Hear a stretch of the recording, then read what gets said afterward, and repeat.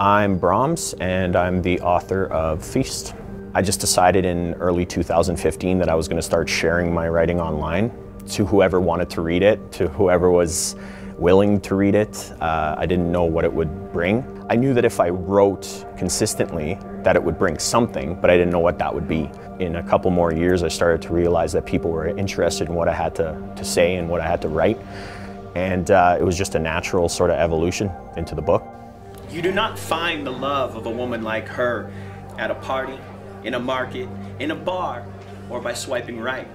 And yes, of course you like her, for there exists no others like her.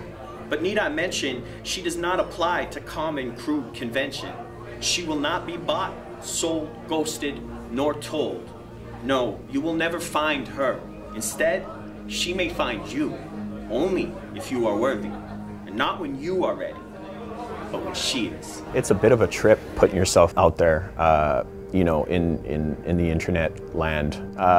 It's open to all sorts of things, right? You get positivity, you get negativity, you get people pouring their hearts out to you, you know, in direct messages or private messages in your inbox. But it's not always a positive exchange that you have with people, but that's okay. You know, I'm under no disillusion. I don't have any expectations. I was in a place in my life, I didn't know where I was. I didn't know who I was anymore. I felt like the ceiling was kind of caving in on me, to be completely honest. I felt like I only had one way to go, and that was either open up or sort of combust inside.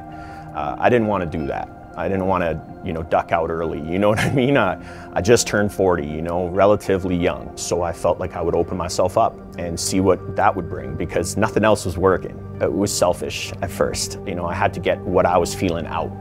But then I realized pretty quick that it wasn't even about me anymore, and it was about the way that the words would affect the people that would read the words. There comes a time in your life when you got to be truthful to yourself, and as we change and as we evolve as people, and we do because we get older, we can't keep doing the same things we used to do. It's just not feasible. It's not actually conducive to who you are as a person now. So that was me with Feast. It was about writing and just speaking from here, and what that is now is different from what it used to be.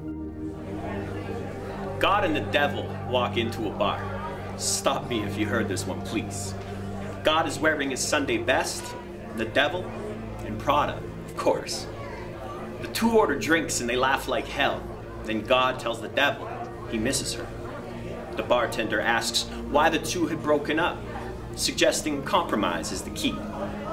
The devil looks God in the eyes, smiles and says, I loved him dearly, but I never felt like I could be me.